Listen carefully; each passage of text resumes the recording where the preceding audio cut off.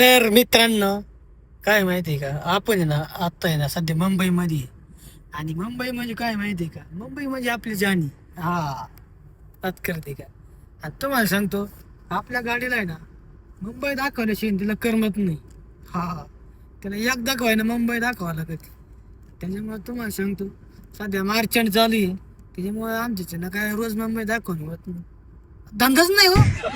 काय करावं, हे धंद्याची व्याकार बरी झाली सध्या. मग लाडले तरी तुम्हाला सांगतो, तुम्ही घाबरू नका.